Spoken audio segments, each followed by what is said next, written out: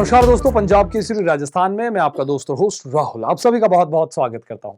दोस्तों, जैसा कि आप सभी जानते ही हैं, शुक्रवार को राजस्थान विधानसभा का बजट सत्र जो है वो शुरू हो गया। मेरे पिताजी ने ना ये शेयर्स में भी इन्वेस्टमेंट किया। पीएसएस को फोन लगाओ। पीएसएस? ये आपके फिजिकल शेयर्स को डिजिटल करते हैं। PSS physical share solution. जैसा नाम वैसा काम। यह सत्र 40 दिन चलेगा। इसी सत्र में राजस्थान सरकार का दूसरा पूर्ण बजट जो है उसे भी पेश किया जाएगा। सत्र की शुरुआत राज्यपाल के अभिभाषण से हो गई है। इस बार इस सत्र में विभिन्न विभागों से जुड़े 10,000 से ज्यादा सवाल जो है वो लगाए गए हैं, जिनमें स्वास्थ्य विभाग के 3,275 सवाल शामिल हैं। हालांकि इसमें से 639 प्रश्न जो है वो पिछले सत्र के हैं, जिनका जवाब इस बार दिया जाएगा। इस सत्र के दौरान विपक्ष जो है वो विभिन्न यानी अलग अलग मुद्दों पर सरकार को घेरने की रणनीति तैयार कर रहा है। कांग्रेस और बीजेपी दोनों ने गुरुवार को अपने अपने विधायक दल की बैठक की, जिसमें सत्र की कार्यवाही को लेकर चर्चा हुई। खासकर पिछले बजट की घोषणाओं को लेकर कांग्रेस द्वारा सरकार को घेरने और हंगामा करने की संभावनाएं जताई जा रही है। सरकार ने विपक्ष के सवालों का ठोस जवाब देने के लिए अपनी रणनीति तैयार कर ली है। मुख्यमंत्री भजनलाल शर्मा ने सभी विधायकों को निर्देश दिए हैं कि वो सत्र में उपस्थित रहें और तथ्यों के आधार पर जवाब दें। इस सत्र में कई महत्वपूर्ण चर्चाएं और बहस होने की उम्मीद है, जिससे राज्य की नीतियों और योजनाओं पर गहरा प्रभाव पड़ सकता है। लेकिन जैसा आप सभी जानते ही हैं कि जब विधानसभा सत्र शुरू होता है तो सबकी नजरें इस ओर टिकी होती है। खास वजह क्योंकि हर विधायक और उनके अनोखे अंदाज इसकी एक खास वजह होती है, और इस बार भी कुछ ऐसा ही हुआ। कुछ विधायक इस बार भी अपने अनोखे अंदाज की वजह से महफिल लूट ले गए। अब चाहे उनमें हम बात करें शिव विधायक रविंद्र सिंह भाटी की, या बात करें बावनवास विधायक इंदिरा मीणा की, या फिर सुरेश मोदी की, तो चलिए आपको भी दिखाते हैं इन नेताओं के अनोखे अंदाज और इस दौरान क्या कुछ इनका है कहना।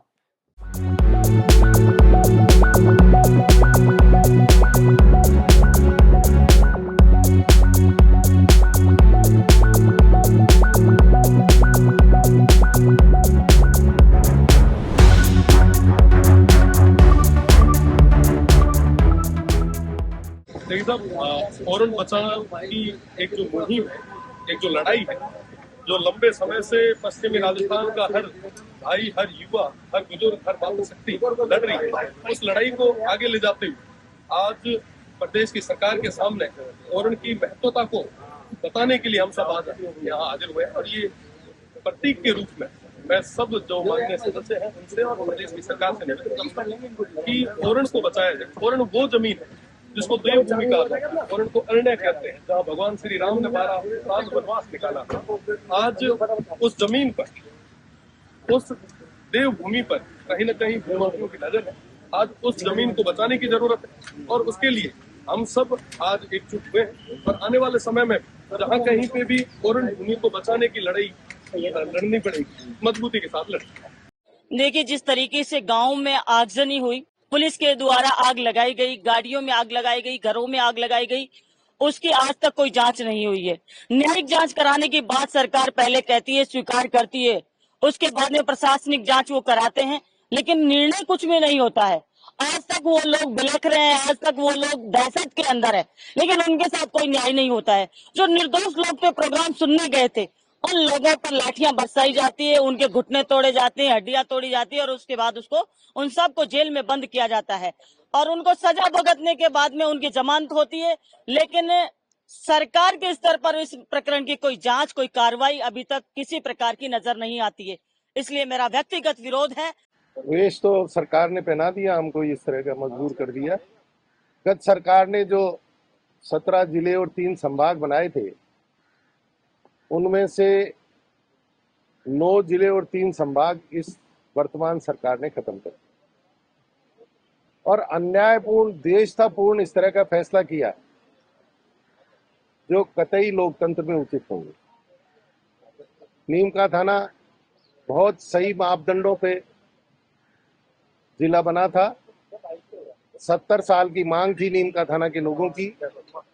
कई बार विधानसभा में मामला उठा है, लोगों ने प्रदर्शन किए हैं, भूख हड़ताल हुई है, नीम का थाना से जयपुर तक की पैदल मार्च हुई। मापदंडों की बात करें तो सबसे ज्यादा सही जो जिले बने उनमें से नीम का थाना मापदंडों पे खरा उतरता है। मैं 2-3 जिले जो रखे गए हैं उनसे अगर तुलनात्मक आपको बात करूं तो डीग और खैरतल 2 जिले रखे गए हैं। एक मुख्यमंत्री जी का है और दूसरा अलवर में भूपेंद्र यादव। उनकी जनसंख्या, उनका क्षेत्रफल, उनकी पूर्व जिले से वर्तमान जिले की दूरी, तीनों के मामले में दोनों जो जिले हैं खैरतल और डीग वो नीम का थाना से पीछे हैं। नीम का थाना की जनसंख्या इन तीनों में सबसे ज्यादा है, क्षेत्रफल नीम का थाना का इन तीनों में सबसे ज्यादा है, और जिला हेडक्वार्टर जो पिछला था उससे दूरी सबसे ज्यादा है। खैरतल और डीग की दूरी अलवर और भरतपुर से लगभग 37-38 किलोमीटर की है, जबकि नीम का थाना की दूरी 85 किलोमीटर की। और अगर अंतिम छोर की बात करें नीम का थाना के तो लगभग 135 किलोमीटर की। अब क्यों काटे गए इसका भी मैं एक कारण आपको बताना चाहता हूं कि सीकर संभाग की तीनों सीटें संसद की, तीनों में बीजेपी ने मात खाई। 2 में कांग्रेस विजयी हुई, झुंझुनू चूरू में, और सीकर में इंडिया गठबंधन का उम्मीदवार अमराराम जी जीत। इसी प्रकार जो 21 सीटें हैं विधानसभा की, उनमें 14 में बीजेपी ने मात खाई, सिर्फ 7 में कामयाब हुई, 1/3। असली कारण यह है जिले और संभाग हटाने का। अब सरकार के मंत्री कह रहे हैं, जोगाराम जी ने कुछ दिन पहले कहा कि कोई विरोध नहीं है, सब लोग खुश हैं जिले हटने से। दूसरे मंत्री जी हमारे प्रभारी मंत्री हैं संजय शर्मा जी, उन्होंने कहा कि सीकर में नीम का थाना में कोई विरोध नहीं।